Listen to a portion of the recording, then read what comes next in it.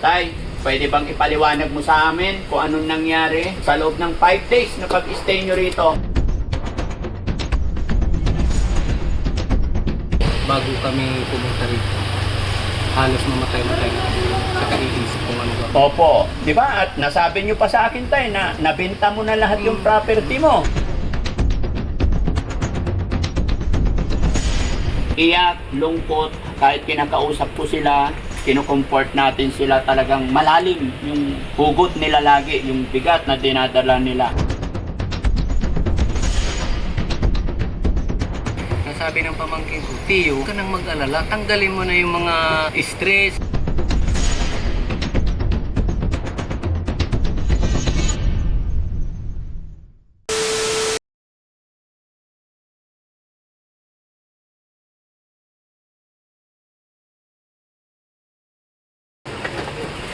Yun! Okay ka na, Tay? Kumusta? Okay lang po, Daddy Frankie. Parang iba yung aura ng mukha ni Tatay ngayon. Siyempre po, natutuwa sa magandang nangyari. Yun! Si Rochelle naman. Rochelle, kumusta? Pwede lakasan mo konti, medyo bingi ako eh. Okay lang po. Ayun! Diba? Masaya.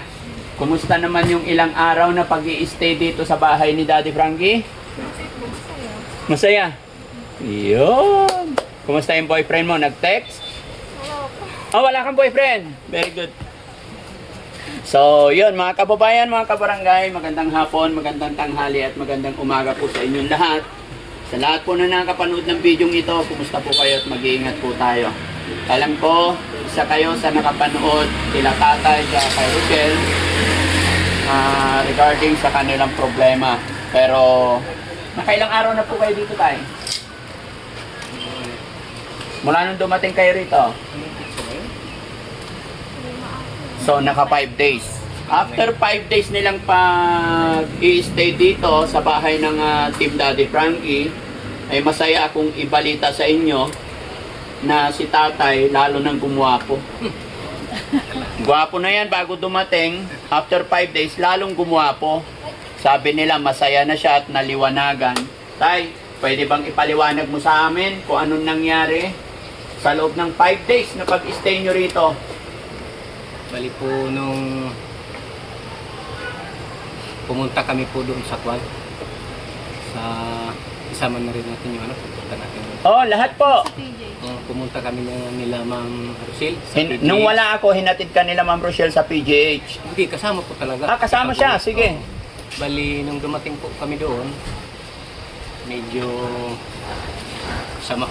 hindi maganda do ang nangyari dahil ang dami po ng kwan, pasyente doon. Ganun talaga doon, Tay. Yun yung sinabi ko sa inyo. Saka ano po, medyo parang sa tingin ko, mahihirapan kami doon kung doon kami tuloy-tuloy. Okay. Ngayon po, umuwi na lang kami dahil wala daw ubigay ni check-up. Oo. Umuwi na lang kami. Mga makauwi ko siguro, dumating kami dito mga alas 4 lang, Ma'am Rochelle, ano? Opo. Alas 4. Ngayon, napanood yung video ng pinsan ko saka yung pamangkin ko na nagtatrabaho sa Tala Oo. Hospital, si Beverly. Nag-alok ng tulong din. Sabi niya kung doon daw dadalhin, medyo mapapadali dahil nurse siya doon. Oo. Ngayon, sinabi ko naman kay Ma'am Rochelle na may pamangkin ako doon na nag-aalok. Sabi naman ni Ma'am Rochelle na tatawagan ka daw po na depante.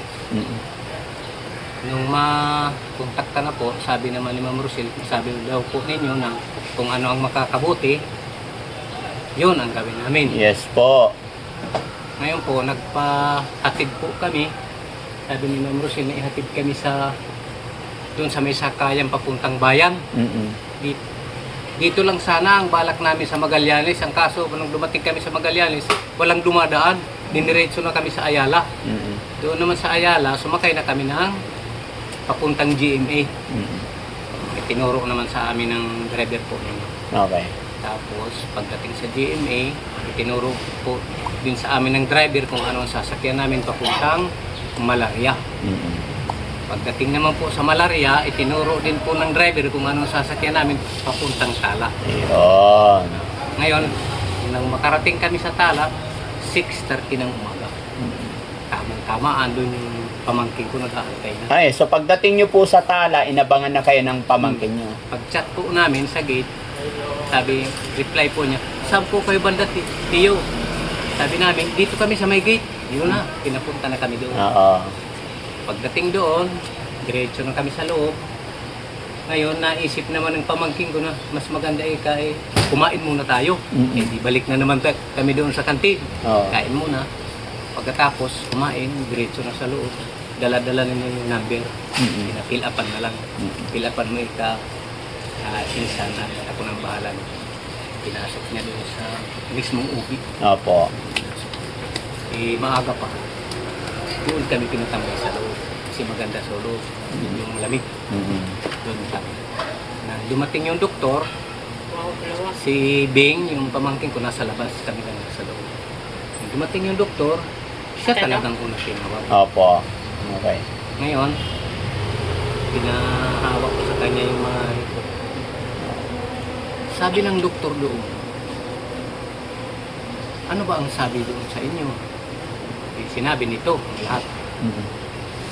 Tapos nung nararamdaman niya, pagkatapos may mga record, ibinigay yung mga record, tinignan niya. Sabi naman ng doktor, ang ganitong karamdaman ay inborn. Hindi daw ito required ang operasyon. Oo po. Kasi nagkaroon na sila ng pasyente na 18 years, Mm-mm. bata pa. Hindi daw nila i-required ang operasyon. Operasyon. Kasi po, pagka inoperahan daw, ay manghihina lang. Mm-mm. At saka yung ano daw niya, yung isang matris niya, hindi nagpapangsyon. Kumbaga, baliwala lang. Close yun. Oo. Oo. Kaya, doon na kami naliwanagan. Kasi, ang iniisip ko kasi, nung sinabi na, baka papaano doon. Pinaliwanag ng doktor na hindi daw makakamatay yan. Mm-mm. Kailangan lang pag-vitamin, pag halimbawa, gusto mo na magpamilya, magpapaalaga ka sa obigayli para magbuntis ka. Opo. Yun. Maayos yung Mm-mm. baby. Ngayon, lumabas na, yung pamangkin ko nandun lang sa labas, may nasikaso. Tinawagan namin kasi ngayon ang sabi ng doktor. Opo. Parang hindi rin kami komportable sa ano. Sabi naman ng pamangkin ko nung pumunta na, ano ang sabi tiyo? Wala daw namang problema ito.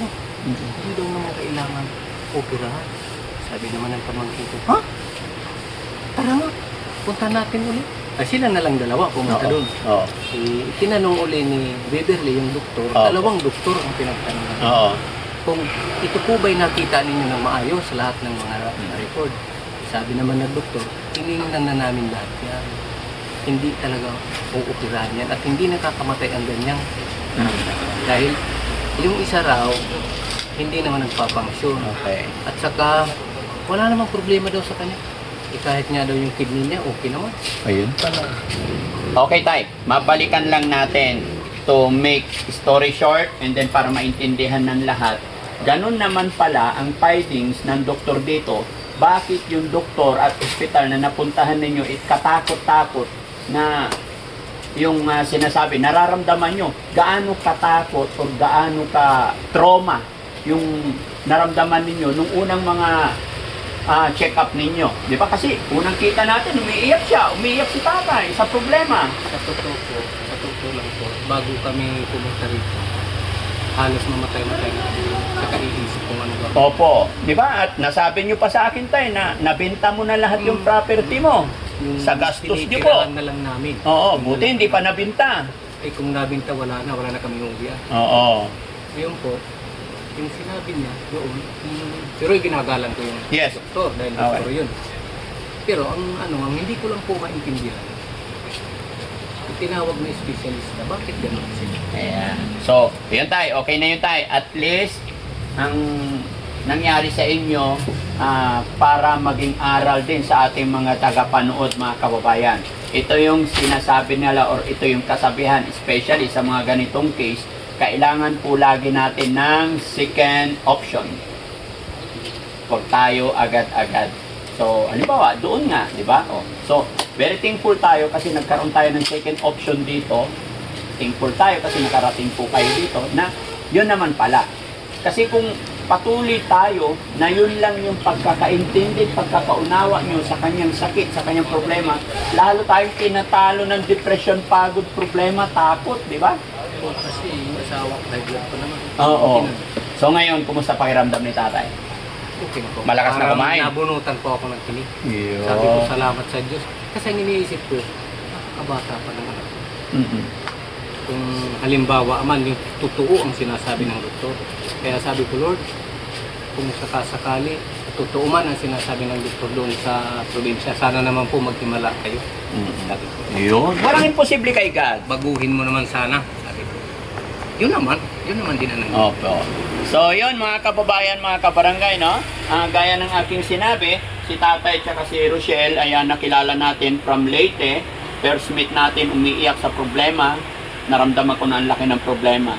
Pero una, yun, nakikita nyo po kung mapanood nyo yung mga upload namin na sinamahan din ni Mami Rochelle sa PGH.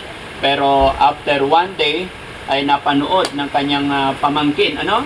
Yung upload videos natin na nagkataon na dito nagtatrabaho sa Tala. So meaning tay, yung pamangkin nyo na yun, hindi kayo regular nagkakausap. Kasi kung hindi pa niya napanood yung video nyo, hindi niya alam na may problema kayo. Yung nanay niya talaga close ko Oo. sa probinsya kasi Oo. balik-balik lang ito. Okay. Yan si Beverly, minsan lang na-uwi. Yes. Pero nabalitaan ko na nasa Tala. Oo. So may alam na kayo. Pero nahihiya naman po ako. Hindi nyo lang alam. Nahihiya naman po ako na sabihin na kasi nga, siya. Opo. At least ngayon tayo naliwanagan na. Okay na. Thanks to God. No? Ganun po talaga ang buhay. Kaya na sinabi ko nung umpisa, hindi ibibigay ni God ang bagay na to kung hindi natin kayang lutasin. At isa pa, hanggat tayo nagtitiwala, maging matatag lang tayo parati. Okay? So, si Rochelle naman. Rochelle, bakit mahilig kayo magsombrero talaga? Ha? Hindi na, hiningi lang namin doon sa Ah. kasi nung papunta kami dito, Daddy Frankie, sabi ng anak ko na lalaki doon, magsombrero kayo at malamig sa bus. Kasi aircon na. Oo. Yun, binigyan kami tig. Ganda ni Rochelle. Rochelle, pwede ba tanggalin mo muna yung sombrero? Ayan. Para hindi ka makalbo. Mahilig din ako magsombrero. Nakalbo tuloy ako. Okay? Yan mga kababayan, very, masaya ako. Kasi nung una kong na-meet talaga, iyak, lungkot, kahit kinakausap ko sila, kinukomport natin sila, talagang malalim yung hugot nila lagi, yung bigat na dinadala nila. Pero ngayon masaya ako kasi bungis-ngis na si Rochelle. Sige, isang ngiti pa Rochelle. Labas gilagid. Maraming mga panood, marami na nakakilala sa'yo. Sira yung ipin. Ha? Sira yung ipin. Maayos yan. Ang importante, healthy tayo. Okay? Rochelle, tatanungin kita ngayon. Kumusta na pakiramdam ni Rochelle? Masaya na. Very good. Kumusta naman ang Mami Rochelle nung wala ako? Kumusta? Inalagaan ba niya kayo dito? Thank you, ha? So, ngayon tayo, ano po ang plano nyo ngayon? Na nalaman nyo na, okay na, ano yung findings? Paano nila kayo inassist sa Tala? Anong gagawin nyo? Babalik pa kayo sa Tala? Sabi ko, hindi na lang. Hindi na. Dahil wala naman daw problema yan. Sabi, pinaliwanag din sa akin ng pamangking ko, na sabi ng pamangking ko, Tiyo, huwag ka nang mag-alala. Tanggalin mo na yung mga, stress. Dahil, sabi nga, hindi raw nakakamatay. Opo. Yun lang naman talagang gusto kong marinig, na hindi nakakamatay. Ay, about sa kidney niya, ano nga pala yung sabi din? Okay din daw. Okay rin daw. Yun pala bakit ganun talaga parang nasindak-sindak pa kayo doon? Parang nagtatampo nga din po ako sa doktor doon. Oo. Okay, wag na natin banggitin yon para hindi tayo makasakit, no? Ang pinaka-importante, pinagkaloob ni God na tayo naliwanagan at kasi mahirap po yung namumuhay tayo na hindi natin alam yung totoong karamdaman natin. Hindi na kami makatulog na maayos. Oo. Bakit tayo? Sinabi nila hanggang 3 months, isang buwan na lang, parang ganon? Hindi po kasi, pagka hindi daw naagapan, cancer. Oo. Kakaroon po ng mga bukol-bukol sa loob hanggang sa laban. Oo. Nakakatakot. O kaya natakot ka. Sabi ko, kailangan talaga makahanap tayo ng ito, pamasahe para makahanap din tayo ng tutulong sa atin. So, pero ganun pa man tayo, yung dalawa yung ovary, tama? Dalawa yung matres. Dalawa yung matres. na which is patay yung isa. Pero tama yung sinabi ng doktor sa inyo. Pag darating na siya sa point na magpapamilya na, hindi pwedeng suksok lang ng suksok. Kailangan may check up before you start. Kasi po, may kaibigan po ako na ang asawa niya naging ganyan din. At ito pa, hindi nila alam na ganon. Dalawa yung matris niya. Na-notify na lang nila nung nag-asawa and then nabuntis. Pagka check up, nabuntis, doon na-notify na dalawa yung matris. Although nanganak din ng normal, hindi, naging cesarean. Nanganak din na ayos until now, awa ng Diyos, malusog sila mag-ina. Pero nung time na yun, naging magastos at naging dumaan din sa alanganin. Kaya ngayon, alam nyo na, maging maingat ka na. Ano, Rochelle? Tama yung sinabi ng doktor.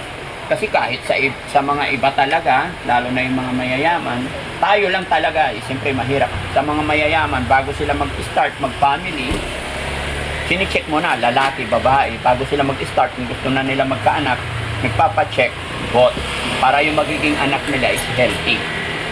Although sa hirap ng buhay, hindi natin natutupad yan sa mga mayayaman lang. Although ikaw, alam mo na na may ganun kang problema, bago tayo pumasok, is magpa-check up. No? Para yung magiging anak ninyo is magiging healthy. Okay? Yun yung purpose doon at hindi ka rin malagay sa alanganin. Kailan ka ba mag-asawa? Joke lang mga kababayan. Pinapatawa ko lang sila. Si tatay agad ang ano. Kailangan mag-aral, no? Okay. So sa ngayon tayo, babalik po tayo sa Pangasinan. Kasi, sabi nito, sumabay siguro sa Pangasinan para doon na lang siya. After Pangasinan, balik kayo ng Leyte? Ang ano niya, balik siya magtrabaho, papasok daw siya doon sa Chowking. Ay, very good. Nang biyanan ng asawa. Oo. Yun daw ang nagsabi sa kanya. Doon daw may papasok siya. Sa Dagupan lang. Oo, sa Dagupan. Okay yan. Hanapin mo yung kapalaran mo. At syempre, anak, tatandaan mo tong payo ko. Saan ka man maroroon, ano man ang gusto mong gawin, go. At higit sa lahat, lagi kang magdarasal. Ha? Hanapin mo yung kapalaran mo. Go! Huwag kayong matakot. Ha? Para maging masaya. So, yun, mga kababayan, mga kabarangay, naging maayos, naging maliwanag. At salamat na lang po talaga sa mga kababayan natin nagsishare ng video. Alam niyo po, kaya po napunta sila sa tala dahil sa pag-share ninyo ng videos natin, napanood ng kamag-anak na nandito pala sila. Which is hindi sila ganoon ka aware sa problema ng kanilang tito, pero sa pamamagitan ng pag-share ng mga videos is nakatulong tayo, no? Nawalan na bunutan daw ng tinig. Kaya maraming salamat at syempre, thank you kay Mami Rochelle sa pag-assist sa kanila. Mami? Yes po. Maraming salamat po sa lahat ng sumusuporta sa Team Daddy Frankie. Yung share lang po talaga para makatulong pa po tayo sa ating mga kapwa. Kay Rochelle, yun, sinabi ko sa kanya, at least wala na siyang hinadala. Naging okay na sa kanya. Inano ng doktor sa kanya. Kahit si tatay, talagang sobrang thank God siya.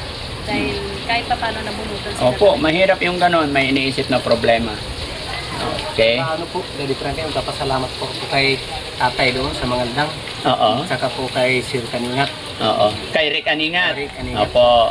At saka sa team na yun. Yes. Thank you kay Sir Rick Aningat kasi siya talaga yung nagsabi rin sa akin na Daddy Frankie, mayroon doon sa mga tito ko na ba pwede tignan mo sila.